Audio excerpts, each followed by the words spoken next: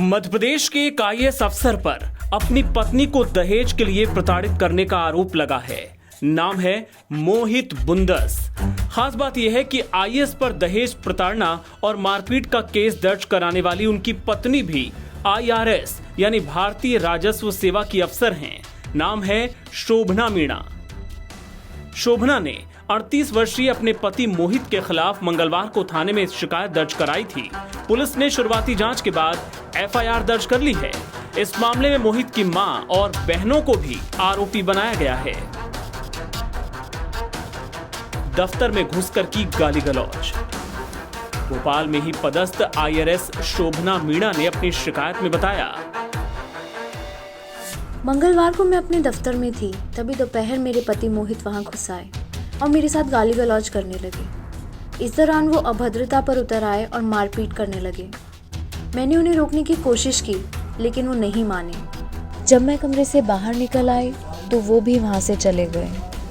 मोहित और शोभना की शादी साल 2012 में हुई थी। शोभना तब आईआरएस नहीं बनी थी। उन्होंने शादी के बाद परीक्षा पास की। दोनों का एक बेटा भी है। शोभना का आरोप है कि शादी के बाद से ही सास और दो ननद उनको शारीरिक और मानसिक तौर पर दहेज के लिए प्रताड़ित किया करती थी। शोभना ने अपनी शिकायत में बताया, शादी से पहले मेरे ससुराल वालों का व्यवहार सभ्य और मिलनसार था। 24 अक्टूबर 2011 को सगाई की रस्म पूरे होते ही सास, ननंदों और पति ने सगाई में कम पैसे की उलाहना देनी शुरू कर दी। भरपूर दहेज लेने के बाद भी शादी के अगले दिन ही फिर परेशान करना शुरू कर दिया। ससुराल वालों की प्रताड़ना से तंग आकर मैं दिल्ली में अपने माता पिता के पास रहने चली गई। वहां रहकर सिविल सेवा की परीक्षा दी। फिर मेरा चयन भारतीय स्वराज्य सेवा के अधिकारी के रूप में हुआ। इंटरव्यू रोकने के लिए कमरे में किया बंद। शोभना के मुताबिक यूपीएससी परीक्षा के इंटरव्यू में शामिल होने से रोकने के लिए मेरे सास और ननंदों ने गर्भावस्था की स्थिति में मुझे जयपुर में अपने घर में कैद कर दिया था। मैं किसी तरह से उनके चंगुल से निकलकर दिल्ली जाकर साक्षात्कार में शामिल हुई। इसके बाद ट्रेनिंग के दौरान भी मेरे पति ने अकादमी में पहुंचकर मेरे साथ गाली गलौज की थी। पहले आईपीएस थे, फिर आईएएस बने मोहित बुंदस।